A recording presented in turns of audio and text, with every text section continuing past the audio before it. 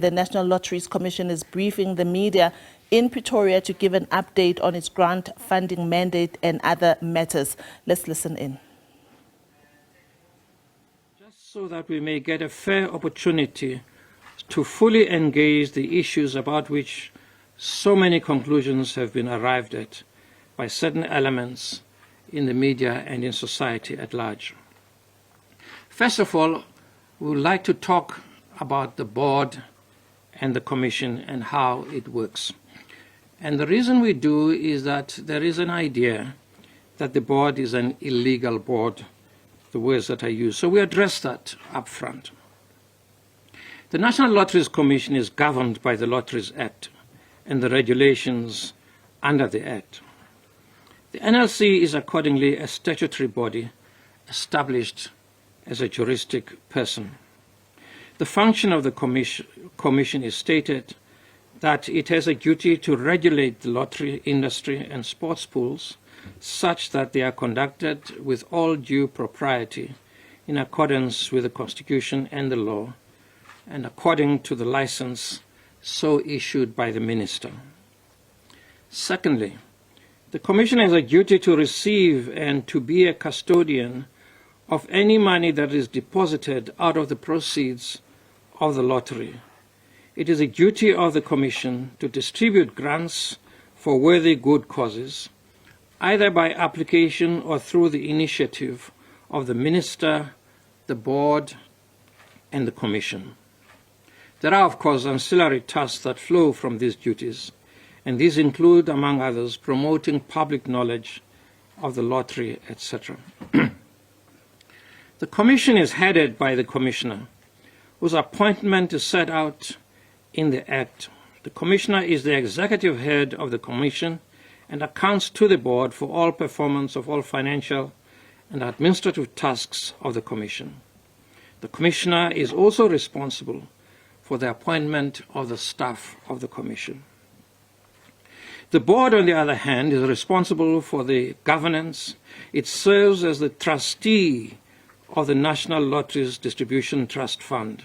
It advises the Minister on the issuing of the license for the operation of the National Lottery, and on top of that, the Commissioner reports to the Board, and the distributing agents are also answerable to the Board for all matters relating to the lottery, and they are responsible for determining the strategy of the National Lotteries Commission. For the time being, the Board of the National Lotteries Commission is non-executive, although the Act does not specify any such limitation as to how the Board may operate. The Board is obligated, as the Act says, to meet regularly to perform its functions in terms of the Act, unquote. And as a review committee of the NLC, the Board is also required to attend to applications for review, and I quote, without delay. The National Lottery is a Schedule 3, Part A, national public entity in terms of the Public Finance Management Act. Accordingly, the NLC observes its responsibilities under the Act. The Board then becomes the accounting authority of the national public entity, and the national public entity has the Minister of Trade, Industry and Competition as its executive authority. The Board of the NLC was appointed by the Minister of Trade, Industry and Competition in two stages. First, a board was appointed in March 2022 in order to address the immediate crises caused by the previous board of the National Lotteries Commission. The Minister resolved to make a short-term appointment at the time. Of the members of that board, the following members remain members of the board: Mrs. Beryl Kerr-Ferguson and Mrs. Precious Mvulane. Next was the appointment of the chairperson of the board, who assumed office on the 1st of September 2022. In May 2023, the Minister then appointed the following members of the board of the NLC: Mrs. Beryl Kerr-Ferguson, Mrs. Precious Mvulane, Ms. Irene Ramafula, Mr. Lionel October, Mr. Thembinkosi Bonakele. The reason I mention them as fully as I do is because it was mentioned in Parliament recently that we don't even know who these people are who are in the board, so I mentioned their names deliberately. Also appointed at that time was Mr. Willie Hofmeyer, who, however, for health reasons, declined the appointment.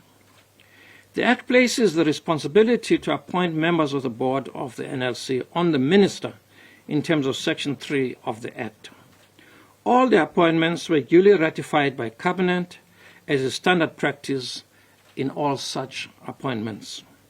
There can therefore be no basis for the charge that any member of the board was appointed irregularly or unlawfully, as some, even in the Portfolio Committee, appeared to believe. The Commissioner. The previous Commissioner of the NLC resigned in August 2022. The board then set about advertising the position, received a large number of applications, but in addition undertook a head-hunting process, something not unusual for such a significant position. Following an expansive process of shortlisting in various iterations, a shortlist of 5 people was interviewed by the board. Ms. Jodie Scholz was duly appointed as the best candidate among those who were interviewed. By this time, over 100 people actually had applied for that position. After consultation with the minister, the appointment of Ms. Scholz was confirmed, and she assumed office on the 1st of February 2023. The Act, it must be remembered, makes provision that the minister may suspend or terminate the membership of any board member on the basis of the grounds set out in the Act. These include being found guilty in a court of law for offences like fraud, forgery, corruption, or a manifest failure to carry out the duties of the board as a member of the board. Clearly, none of the board members can be said to have ever been guilty, not now, not in the past, never, of any such misdemeanors, such as to be removed from the board. And therefore, to the best of our knowledge, there is no member of the board who has fallen foul of any of the provisions set out in the Act. And I want to make it clear that there is no basis in law for removing any member of the board. There's no basis in law for the allegations that the board is illegal, because the Act is very, very clear. I want to talk a little bit about governance. In its responsibility for the governance of the National Lottery, the board of the NLC has undertaken to maintain and abide by all the principles of good governance set out in King 4. It has been very mindful of the violations of good governance associated with the predecessor board. It has supported the work of the Commissioner, and it holds the executive that the Commissioner leads to account. The committees of the board are chaired by each member of the board, and all the committees function effectively. All the members of the board cooperate freely with the Ministry, cooperate freely with the Auditor General, cooperate freely with the National Treasury, which is something completely at odds with what used to happen between the board and all of those bodies. In fact, when we took over, there was in place an attempt to sue the Auditor General, which we had to cancel, because the Act is very clear. It's only the board that can initiate legal action, and the board that we had not.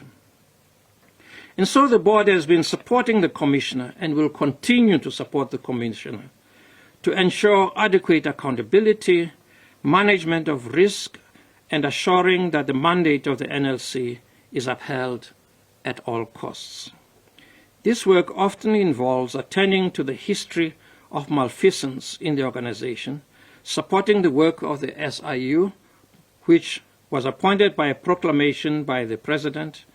It will also continue to approve, determine, oversee, or revise the Commission's operational strategic framework of policies and corporate governance. And that work is ongoing. My last section is on the challenges we face. As chairperson of the board of the National Lotteries Commission, I have been privileged to work with colleagues whose dedication, integrity, and expertise has been a wonder to experience. Often we are told not just the boards and entities within the DTIC, in so many other places, the collapse of SOEs and the reports about the boards that, and indeed the National Lotteries Commission was a victim of members of the board who were treating the National Lotteries Commission as if it was serving them and not the people for whom it was intended to do. In the 18 months that I have been appointed as chair, I'm very proud of each and every one of the members of the board in the manner in which they relate to one another, at the professionalism and skill and expertise that they show, and the goodwill and commitment to the people they seek to serve, and the commitment that they have to the organization that they have been put to superintend with diligence.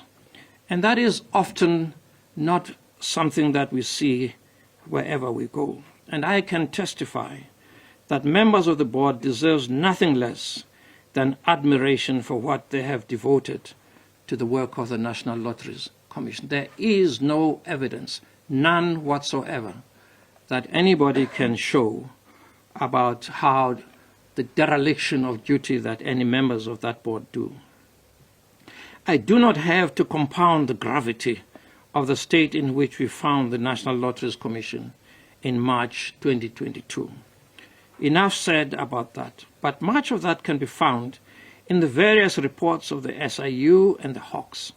It is available also, and it is beyond my comprehension that even members of parliament appear to hero worship some of the members of our predecessor board, many of whom are being investigated for huge corruption of monies that were intended for the very poor of our country.